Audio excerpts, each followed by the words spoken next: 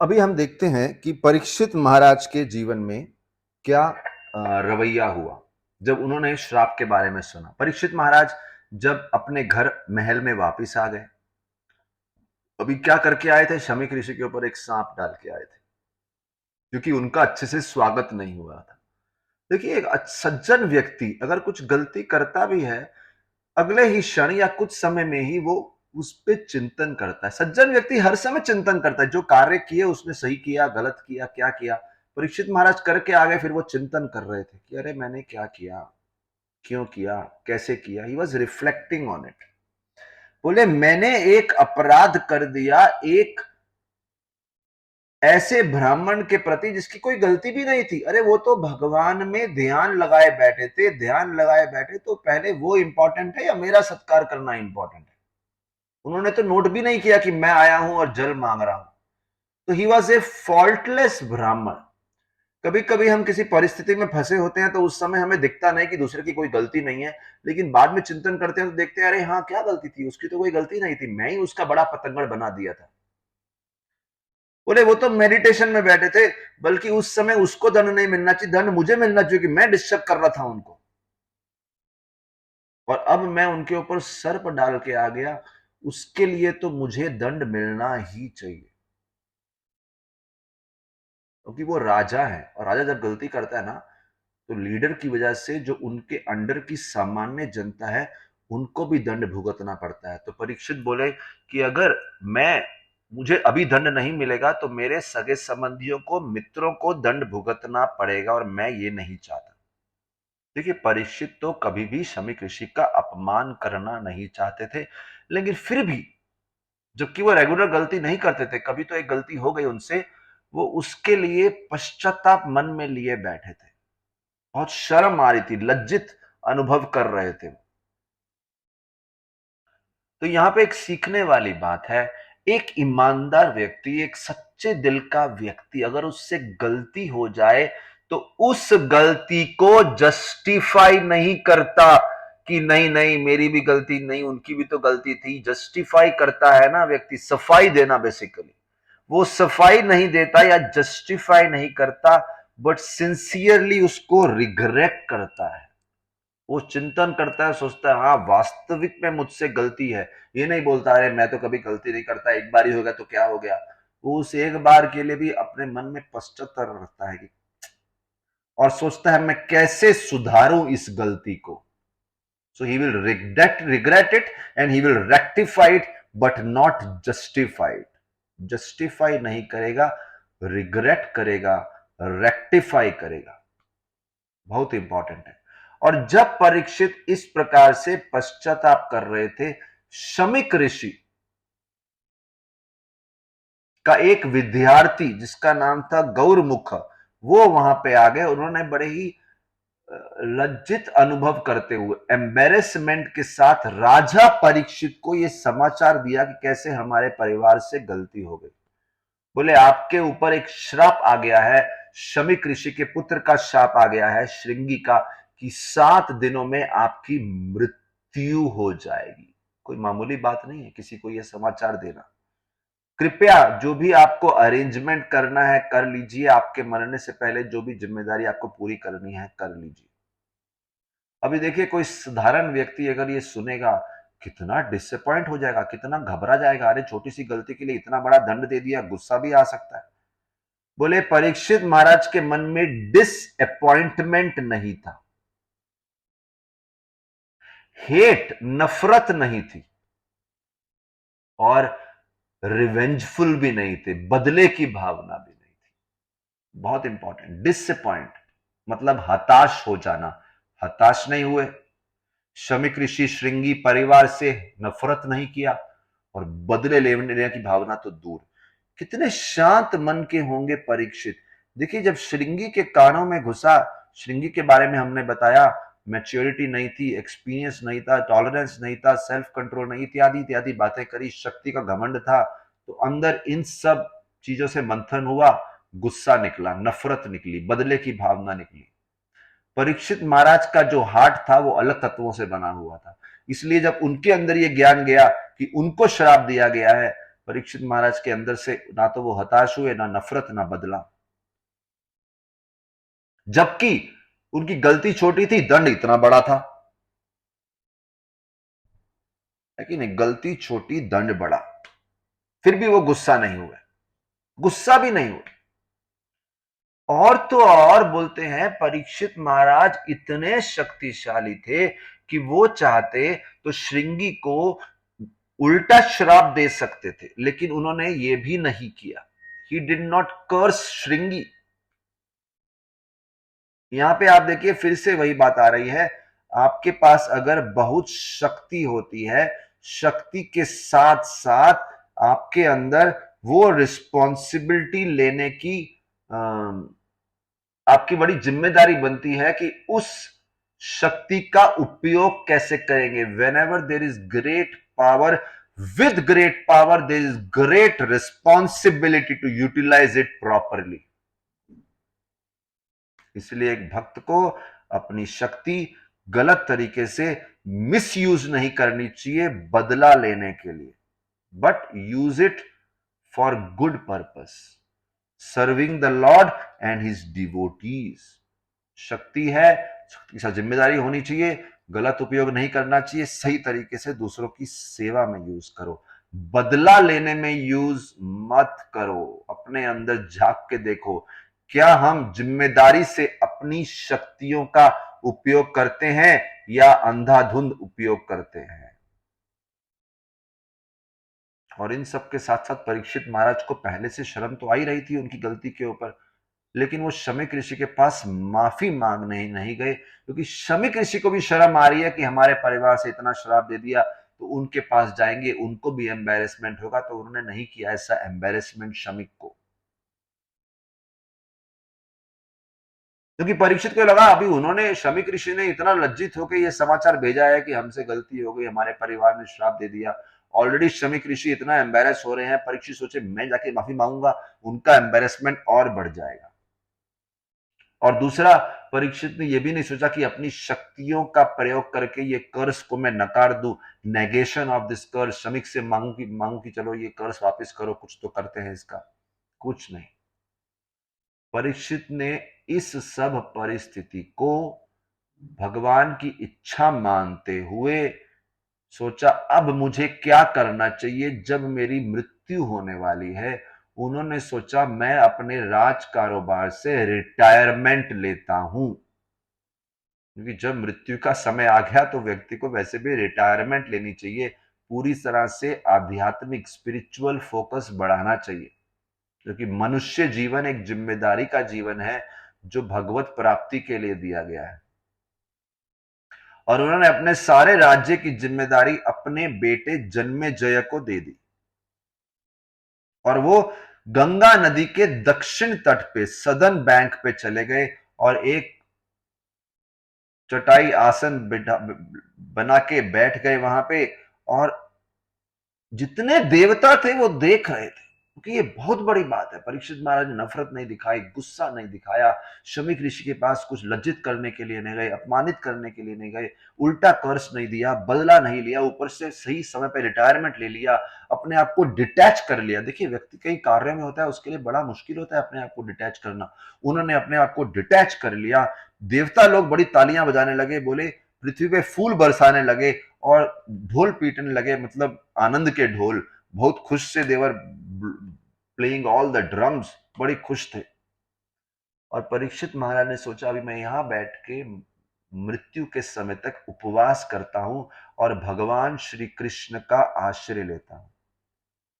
श्री कृष्ण ने परीक्षित महाराज की सुरक्षा के लिए प्लान तो बनाया ही था, क्योंकि श्री कृष्ण ने तो परीक्षित महाराज की रक्षा उत्तरा के गर्भ में की थी।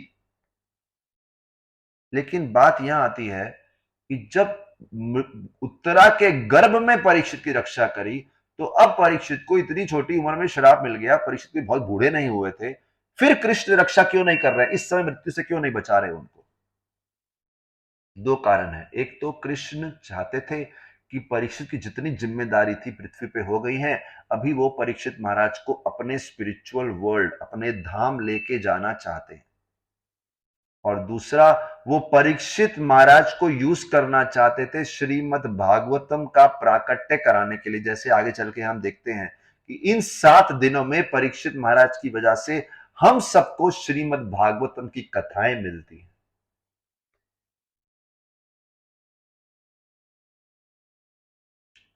इसीलिए देखिए, भगवान ने परीक्षित महाराज की उत्तरा के गर्भ में रक्षा करी। अब रक्षा नहीं कर रहे तो कोई प्रश्न नहीं उठाना चाहिए, कोई तो प्लान होगा। परीक्षित महाराज ढिंडोरा नहीं पीट रहे, अरे किधर है भगवान, उस समय आए थे अब फिर से आओ, ये वो। भगवान जो भी प्लान बनाते हैं हमारे अच्छे के लिए करते हैं, हमें इस पे श्रद्धा होनी चाहिए। We should have full faith that Krishna's every plan is for our benefit। और जैसे ही परीक्षित महाराज के बारे में समाचार फैल गया, बड़े बड़े संत आ गए सारी दिशाओं से गंगा के तट पे। उसमें पता है कौन कौन से संत थे? फेमस संत। हम लोगों ने शायद ये सब नाम सुने नहीं रहेंगे, लेकिन जो इस फील्ड से पूरा परिचित है उनको मालूम है ये संत बहुत ही हाई कैलिबर के संत थे। अत्रि ऋषि, च्यवन ऋषि, शरदावन, अरिष्टनेमि, भृगु, वशिष्ठ, पराशर, विश्वामित्र, व्यासदेव। कुछ नाम आपने रामायण से सुने होंगे, कुछ महाभारत से सुने होंगे। ये सब यहां पे आ गए। नारद ऋषि स्वयं आ गए। बहुत सारे ऋषि वहां पे आके बैठ गए। देखिए आगे चल के हम देखते हैं, परीक्षित महाराज भागवतम सुनने वाले हैं सुखदेव गोस्वामी से, और सुखदेव गोस्वामी व्यासदेव के पुत्र हैं, और व्यासदेव नारद मुनि के शिष्य हैं। तो यहाँ पे हम देख रहे हैं नारद भी आ गए, व्यास भी आ गए। जब उनके पुत्र शिष्य आ गए, सुखदेव गोस्वामी आके लेक्चर देने वाले। इतने महान संत थे सुखदेव गोस्वामी, जिससे आगे चल के भागवत सुनने वाले हैं। अभी सुखदेव गोस्वामी नहीं आए, बाकी ऋषि आ गए। परीक्षित ने सबका स्वागत किया, सबको सम्मान से प्रणाम किया। शब्दों से स्वागत करना, सर झुका के प्रणाम करना। और यहां पे एक बात सीखने वाली आती है, एक ब्राह्मण ने परीक्षित को श्राप दिया था। इसका यह मतलब नहीं कि परीक्षित पूरी ब्राह्मण जाति से नफरत करने लगे। बहुत इंपॉर्टेंट बात है। परीक्षित ये नहीं बोले आ गए सब ब्राह्मण उठ के, आपके ही समाज के आदमी ने हमें दिया है ऐसा श्राप, शर्म नहीं आता, ट्रेन नहीं कर सकते आप लोग, your whole community is bad ना। ऐसा सबको जनरलाइज नहीं कर दिया, सारे ब्राह्मणों को हेट नहीं करने लगे। Very important. एक व्यक्ति ने गलती की तो पूरे ग्रुप को गाली नहीं दे रहे। Very important. अक्सर ऐसा होता है, हम लोग, किसी ने गलती किया, किसी महिला ने गलती किया, सारी महिला ऐसी होती है। किसी टीचर ने गलती किया, बोले सारे शिक्षक ऐसे हैं। किसी राजा ने गलती किया, सारे के सारे पॉलिटिशियन खराब है। तो जनरलाइज करने की हमारी प्रवृत्ति रहती है।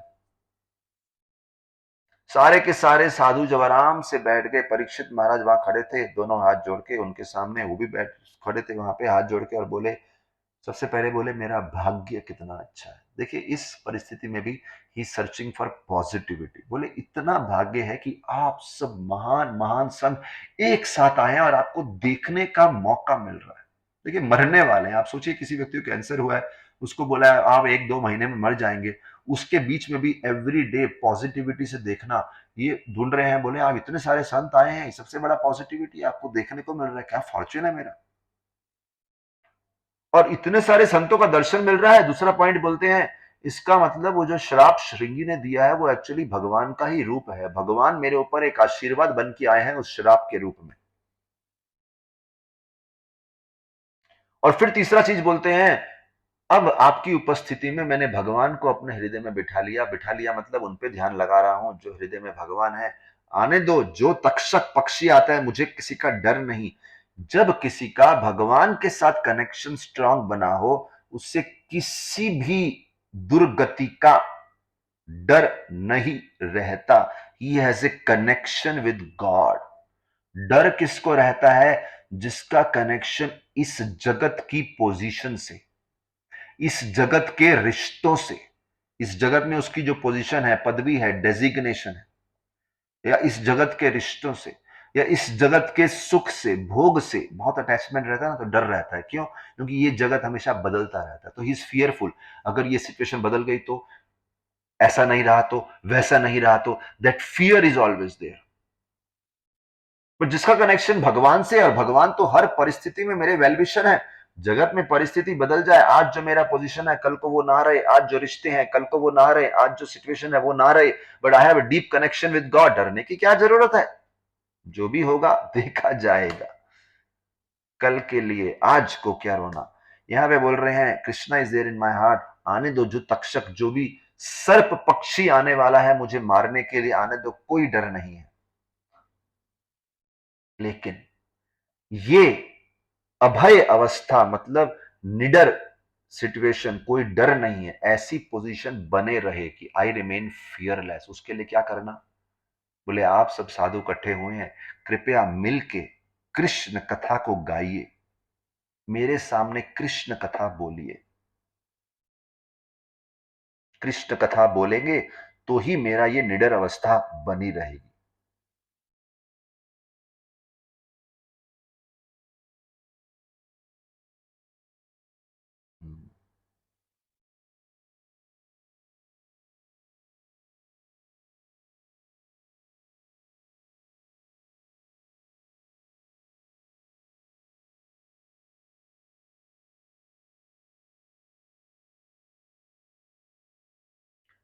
तो बोले ये सब निडर अवस्था बनी रहेगी अगर आप कृष्ण कथा गाएंगे और कृष्ण के सारी महिमा बोलेंगे। और उसके बाद बोलते हैं मेरी फ्यूचर से क्या एक्सपेक्टेशन है, ये कथा सुनने के बाद मेरी एक्सपेक्टेशन क्या है, परीक्षित महाराज बोलते हैं। देखिए पहले सब साधु आए थे, उसके बाद, क्योंकि पहले क्या है, सब देव ऋषि आए, ब्रह्म ऋषि आए, राज ऋषि आए, अनेक प्रकार के ऋषि होते हैं। तो वो सब कैटेगरी के आए थे। बिल्कुल अंत में सुखदेव गोस्वामी आए थे, जो भगवत बोलने, कथा बोलने वाले थे। जैसे मैंने बताया सुखदेव गोस्वामी व्यासदेव के पुत्र थे, व्यासदेव नारद के शिष्य थे, और बाकी सारे वशिष्ठ भी थे, विश्वामित्र भी थे, अत्रि थे, भृगु थे, बड़े बड़े महान ऋषि थे। तो ये सबके सामने बोल रहे हैं कि अभी मैं निडर हूं, आई एम वेरी पॉजिटिव। भविष्य की क्या एक्सपेक्टेशन है? अगर आप कृष्ण कथा करें, जैसे लोग भागवत कथा रखते हैं, तो भागवत कथा रखने के बाद कोई बोलता है ये कथा से 7 दिन कथा रखो, मेरे जीवन में जो मेरा ग्रह खराब चल रहे हैं, शनि का प्रभाव चल रहा है, कोई बोलता है मेरी संतान नहीं हो रही, कोई बोलता है मेरा बिजनेस खराब चल रहा है, तो वो सब ठीक हो जाए। परीक्षित महाराज क्या इच्छा रखते हैं? या फिर कोई बोलता है कि मुझे भगवान के धाम जाना है, मुक्ति चाहिए। देखिए परीक्षित महाराज क्या बोलते हैं। परीक्षित महाराज बोलते हैं ये कथा सुनते हुए मेरी बस एक इच्छा, मेरे मन में ये भावना रहेगी कि अगर मेरा दोबारा जन्म इस जगत में हो जाए तो क्या होना चाहिए? पहली बात, जहां पे भी जन्म हो, जिस भी सिचुएशन में जन्म हो, नरक हो, स्वर्ग हो, पृथ्वी हो, कोई पशु योनि में हो जाए, I become a animal, a bird, main चीज क्या बोल रहे हैं, मेरा कृष्ण के प्रति अटैचमेंट बना रहे। दूसरा बोल रहे हैं मेरे को भक्तों का संग हमेशा मिलता रहे। जैसे आगे चल के हम कथा सुनेंगे, एक राजा हुए महाराज भरत, जब उनका अगला जन्म हुआ तो वो हिरण बन गए, लेकिन हिरण भक्तों के संग में ही जन्म लिया। भक्तों के संग, जहां बहुत सारे साधु रहते थे उनके पास ही जन्म हुआ, तो हमेशा कथा उनके कानों में पड़ती रहती थी। तो यहां बोल रहे हैं मेरा कृष्ण से अटैचमेंट हो और भक्तों का संग हमेशा मिलता रहे। और तीसरा चीज, कभी किसी से कोई वैर ना हो, दुश्मनी ना हो। That is, he says clear शब्दों में क्या बोलते हैं, friendly relation with all beings, सभी प्राणियों से मेरा मित्रता का स्वभाव रहे। मतलब किसी के ऊपर शब्दों से, मन से, शरीर से हिंसा ना करूं, नफरत मत दर्शाऊं। क्योंकि अभी देखिए इस बार शमीक ऋषि के ऊपर एक गुस्सा दर्शा दिया, तो बोल रहे हैं मेरा हमेशा सभी प्राणियों से फ्रेंडली स्वभाव बना रहे। ये 3 चीजें मिल जाए, ये मुझे इस भागवत कथा के दौरान मेरी इच्छा रखनी है, ताकि बाद में मृत्यु हो भी जाए, मोक्ष ना भी मिले, जहां भी जाऊं, अगर ये 3 चीजें होंगी, I will be happy in every situation. हर परिस्थिति में मैं खुश रहूंगा। साधु लोग बड़े खुश हो गए, बोले क्या इच्छा है? उन्होंने बोला हाँ ठीक है परीक्षित महाराज, आपका निर्णय अच्छा है, भागवत सुनिए, और ये इच्छा बड़ी तंदुरुस्त इच्छा है। और फिर बोलते हैं परीक्षित महाराज आपका तो कुल ही इतना श्रेष्ठ है, इसमें कोई सरप्राइज की बात नहीं कि आपने राज गद्दी छोड़ दी, भागवत सुनने के लिए। देखिए परीक्षित महाराज इतने अच्छे कुल से आ रहे थे, इतने अच्छे भक्तों के परिवार से आ रहे थे। देखिए कोई बहुत पापी संस्कारों से आता है, वो इतना बड़ा निर्णय ले ले कि I just want to sit and hear katha, तो लोग बोलेंगे वाह, इतना डिटैचमेंट, इतना सब। बोले इसमें क्या आश्चर्य बात है, यही एक्सपेक्टेड था। इतने बड़े कुल के हैं, इतने बड़े भक्त हैं, आपका परिवार भक्त रहा है, आप बचपन से भक्त रहे हैं, तो आपसे तो यही ये दो बातें हैं ना, परिवार भक्त है, आप बचपन से भक्त हैं, जिनके परिवार की मित्रता कृष्ण से हुई है, वो भी तीसरा पॉइंट है। इन सब के साथ यही तो एक्सपेक्टेड है ना कि आप तो जब भी मौका मिले आप कथा सुनने बैठ जाएंगे। और फिर बोलते हैं, आश्वासन देते हैं, को पहले तो बोलते हैं वी आर नॉट सरप्राइज्ड, फिर आश्वासन देते हैं जब तक आपका भगवत धाम जाना नहीं होता, आपका जब तक देह त्याग नहीं होता, हम सब यहां पे आपके साथ रहेंगे। लेकिन एक बात नोट करने वाली है, परीक्षित महाराज को थोड़ा सा भी डर नहीं था, वो सर्प आएगा और उनको डस लेगा, कोई फियर ही नहीं था। बड़ी बात है। आप सोचिए हमारा कोई बड़ा व्यापार चल रहा है, हमारे कोई नौकरी चल रही है, डर लगा रहता है नौकरी चली जाएगी। कोई बड़ा व्यापार चल रहा है, डर लगा रहता है कि व्यापार में हानि ना हो जाए, हमारे घर में कोई नुकसान ना हो जाए, बड़ी प्रॉपर्टी बनाई है कोई आग ना लग जाए, कुछ भी डर लगा रहता है। और यही नहीं, व्यक्ति को डर लगा रहता है, अगर कोई बड़ी पोजीशन पे है, मानो कोई बड़ा मंत्री बन गया, डर लगा रहता है मेरी गद्दी जा सकती है, कभी कोई गद्दी पे संकट आ सकता है, वो डर लगा रहता है। कोई गादी धारण किया हुआ है, बड़ी बड़ी पोजीशन पे बैठा है, ऑलवेज इन एंजाइटी। कोई सबसे धनी व्यक्ति है, उसको डर लगा रहता है कोई मुझसे बड़ा धनी हो जाएगा तो मेरी प्रसिद्धि फेम चले जाएगा। कोई बॉडी से शक्तिशाली व्यक्ति है, उसको डर लगा रहता है मेरी शक्ति चली जाएगी, कोई मुझसे पावरफुल रेसलर आ जाएगा, कुश्ती लड़ने आ जाएगा, कुछ भी हो सकता है।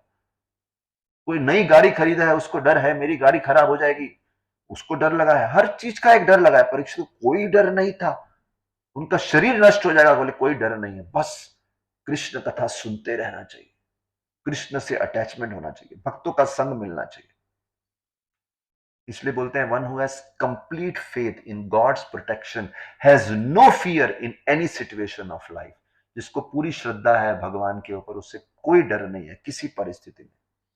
परीक्षित महाराज ने दो प्रश्न पूछे, सुखदेव गोस्वामी और संतों के समक्ष दो प्रश्न पूछे हैं। एक्चुअली पहले परीक्षित महाराज ने प्रश्न पूछे, क्या प्रश्न पूछे? बोले एक व्यक्ति का कर्तव्य क्या है, हाँ, सबसे महत्वपूर्ण कर्तव्य क्या है इन ऑल सर्कमस्टेंसेस, हर परिस्थिति में, किसी भी परिस्थिति में है, वो घर में है, घर के बाहर है, बिजनेस में है, नौकरी में है, पुरुष महिला है, बीमार है, तंदुरुस्त है, अमीर है, गरीब है, हर सर्कमस्टेंस में सबसे इंपॉर्टेंट ड्यूटी हर व्यक्ति की क्या होनी चाहिए। और दूसरा प्रश्न, विशेष रूप से जो मरने वाला हो उसकी सबसे इंपॉर्टेंट ड्यूटी क्या होनी चाहिए। जब ये प्रश्न रखे जाते हैं उस समय भगवान की इच्छा से वहां पे शुकदेव गोस्वामी का आगमन होता है, मानो सबसे उत्तम व्यक्ति जो प्रश्नों का उत्तर देने वाले हैं वो आ गए। तो पहले हमने जनरल बताया था कि पहले ऋषि आते हैं फिर शुकदेव गोस्वामी आते हैं, तो अब बता रहे हैं कि ये प्रश्न जो रखे गए तो शुकदेव गोस्वामी है, क्योंकि जब ये प्रश्न रखे गए तो हर प्रकार के ऋषिगण अलग अलग उत्तर देने का सोच रहे थे, लेकिन जब शुकदेव गोस्वामी आते हैं तो उनके मुख से जो स्पष्ट प्रेजेंटेशन होगा, that is the best presentation. Shukdev Goswami की उम्र केवल 16 साल की थी, व्यासदेव जी के पुत्र थे, उनका रंग श्याम वर्ण कृष्ण जैसा था और बहुत ही सुंदर, मुग्ध कर देने वाला, पूरा चार्मिंग बॉडी था बहुत। सभी के सभी साधु, ब्रह्म ऋषि, राज ऋषि, देव ऋषि तब भी खड़े हो गए, मानो इक्वल एक्सेप्टेंस, सब मान गए कि ये अपना लीडर है। कभी कभी क्या होता है, कुछ लोग बोलते हैं ये लीडर है, कुछ बोलते हैं ये लीडर है, कुछ बोलते हैं। सुखदेव गोस्वामी का ऐसा प्रभाव था, everyone agreed this is our leader. बहुत इंपॉर्टेंट पॉइंट है, एवरीवन एग्रीड, कोई दूसरा प्रश्न ही नहीं था कि ये लीडर है कि नहीं है। और जब सब खड़े हो गए, परीक्षित भी समझ गए, वो सुखदेव गोस्वामी का ऑरा ही ऐसा था, मतलब तेज उनका ऐसा था। परीक्षित महाराज ने सुखदेव गोस्वामी को वेलकम किया बड़े ही सम्मान से और कृतज्ञता से, great respect and gratitude. Sukhdev Goswami बड़ी ऊंची गद्दी पे बैठ गए, आसपास सब ऋषि मुनि बैठे थे, और ऐसे लग रहा था एक चंद्रमा, आसपास तारे हैं। परीक्षित महाराज ने हाथ दोनों फोल्ड करके कहने लगे, हे महान ऋषि, आपकी उपस्थिति से हम पूरी तरह से शुद्ध हो गए हैं। By your presence we have become purified. Important है, कभी कभी हम देखते हैं महान भक्त आते हैं, उनके आने से ही हमारे सारे बुरे विचार, सारे दुख मानो खत्म होते लगते हैं, हमारे अंदर अच्छे विचार आने लगते हैं। By your presence we are purified. फिर बोलते हैं, अरे प्रेजेंस तो क्या, आप तो इतने महान हैं, अगर आप सामने नहीं भी हैं, केवल आपको याद करके व्यक्ति शुद्ध हो जाता है, स्मरण करके। ये शाम संस्मरणात् पुंसाम, इतनी शक्ति होती है आप जैसे ऋषियों में। केवल आपको याद करके हम और हमारा पूरा घर परिवार शुद्ध हो जाता है। फिर जिसको स्मरण करके, याद करके इतना प्रभाव होता है, फिर उनकी देखने की तो क्या बात, उनको स्पर्श करने की तो क्या बात है ना। साधु आए, उनको देखा, उनके चरणों को स्पर्श किया, bye washing his lotus feet, उनके पाद प्रक्षालन करने की तो क्या बात, और आपकी सेवा करी, आपको आसन दिया, जल इत्यादि दिया, उसकी तो क्या बात। बोले ऐसा सब करने से व्यक्ति के महा से महान पाप नष्ट हो जाते हैं। फिर परीक्षित सोचते हैं, देखिए किसी को घमंड हो सकता है, मेरे लिए आए हैं ये सब, मैं इतना स्पेशल हूं। देखिए लेकिन परीक्षित महाराज इतने अच्छे भक्त हैं, उनके मन में थोड़ा सा भी भाव नहीं आया कि मेरे लिए आए हैं, मैं इतना स्पेशल हूं। परीक्षित सोचते हैं, मेरे लिए क्यों आए हैं, मैं तो बहुत पतित हूं, मैं तो लीडर बनने के योग्य भी नहीं हूं, इतना घटिया काम किया, एक ब्राह्मण का अपमान किया, I am not a good leader. लेकिन शायद इसलिए आए हैं, कहीं ना कहीं हमारा कनेक्शन पांडवों से है, वो पांडव बड़े उत्तम भक्त रहे हैं, उनके ऊपर प्रेम है, इसलिए उनके वंशजों को संभालने के लिए आए हैं। हम जैसे घटिया लोग इतने उत्तम परिवार से हैं, उनके साथ प्रेम है पांडवों के साथ, इसलिए आए हैं। तो इसलिए भगवान ने अरेंजमेंट किया है कि हम मिले, क्योंकि कृष्ण का प्रेम पांडवों से था। उन पांडवों को प्रेम दिखाने के लिए कृष्ण ने शुकदेव गोस्वामी जैसे संत को हृदय में प्रेरणा दिए, जाओ इस डायरेक्शन में जाओ, और वहां परीक्षित महाराज मिल गए। नहीं तो कहां चांस था कि आप मेरे ऊपर आशीर्वाद देने के लिए आएंगे। बोले जनरली आप जैसे संत तो गृहस्थ के घर पे उतनी देर ही खड़े होते हैं जितनी देर गौ दोहन, गाय का मिल्किंग ऑफ द काउ, गाय का दूध जितनी देर निकाला जाता है उतनी देर के लिए खड़े होते हैं। क्यों? ज्यादा समय रहेंगे तो आप जैसे संतों को भी डर रहता है, ऐसे दूषित घर में जहां पे ऐसे नीच प्रवृत्ति वाले लोग रहते हैं, उनके साथ रह के शायद आपका भी हृदय दूषित हो जाए। परीक्षित महाराज अपने बारे में सोच रहे हैं, मेरी कोई लायकियत ही नहीं है। सो द पॉइंट इज, संत जो है वो सभी प्रकार के कंटेमिनेशन से, बुरी आदतों से, भौतिक मेटीरियलिस्टिक हैबिट से दूर है, और डर लगा रहता है कि ऐसे लोगों का संग करेंगे तो हमारे अंदर भी वो हैबिट आ जाएगी। दे आर वेरी केयरफुल किसका संग कितनी देर करना है। इस प्रकार से सुखदेव गोस्वामी की बहुत बहुत प्रशंसा की, और फिर परीक्षित महाराज ने प्रेम से दो प्रश्न रखे। बोले किस प्रकार से इस जीवन में रहना चाहिए और किस प्रकार से इस जगत को त्यागना चाहिए। और इन प्रश्नों का उत्तर देते हुए सुखदेव गोस्वामी ने श्रीमद् भागवतम पे कथा करनी प्रारंभ की। देखिए पहले प्रश्न पूछा था कि जीवन में general duties, most important duty क्या है, और मरते समय मोस्ट इंपॉर्टेंट ड्यूटी क्या है। इसी को दूसरी भाषा में पूछ रहे हैं, इस जगत में जनरल कैसे रहना चाहिए, how to live and how to leave, इस जगत को त्यागना कैसे है। परीक्षित महाराज का एक हफ्ते में त्यागने वाले थे वो शरीर को, वो सभी संतों के बीच में बैठे हैं, और उनको ये भागवत जिसमें उनके प्रश्नों के उत्तर हैं, एक प्यासे व्यक्ति की तरह पीने लगते हैं, सुनने लगते हैं बड़ी ईगरनेस से। ऐसा